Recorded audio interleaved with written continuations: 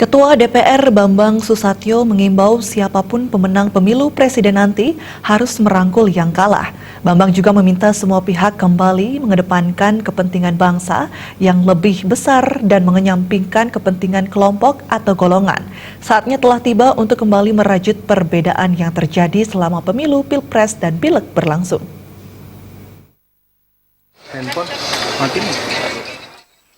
Pesta demokrasi memang sudah berlalu, namun nuansa pertarungan masih terasa hangat hingga saat ini. Hasil hitung suara KPU masih menjadi perdebatan salah satu kubu yang menganggap hasil hitung sementara tersebut penuh kecurangan. Di sisi lain, adanya pertemuan tokoh salah satu anggota koalisi Paslon 02 dengan petahana beberapa waktu lalu sempat menimbulkan polemik yang beragam di masyarakat. Menanggapi hal tersebut, Ketua DPR Bambang Susatyo mengatakan dalam dunia demokrasi politik itu sangat dinamis dan segala kemungkinan itu selalu ada. Bambang mencontohkan situasi yang sama pada pemilu periode sebelumnya, di mana perbedaan antara kedua kubu akhirnya mencair dan beberapa akhirnya bergabung dan bersama berjuang untuk kepentingan bangsa yang lebih besar.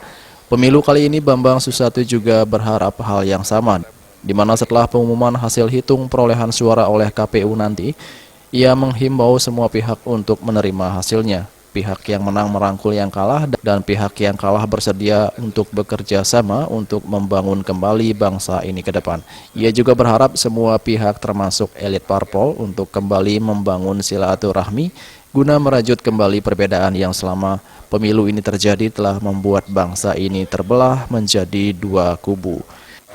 Sampai hari ini tampaknya masih terbelah antara kubu Pak Jokowi dengan kubu Pak Prabowo, tapi kita berharap ke depan tidak lagi kubu-kubuan. Begitu pengumuman disampaikan ke publik siapa pemenangnya, maka siapa pemenang harus merangkul kelompok yang kalah dan kemudian membangun bangsa secara bersama-sama, baik di pemerintahan maupun di parlemen.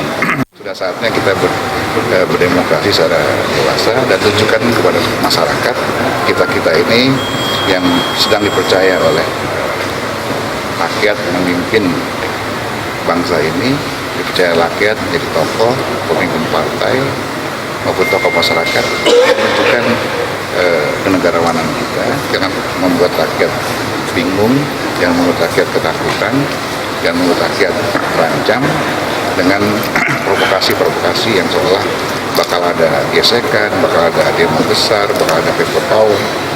Itu tidak mendidik, bahkan yang rugi adalah rakyat. Itu artinya kita berupaya mengadu domba rakyat.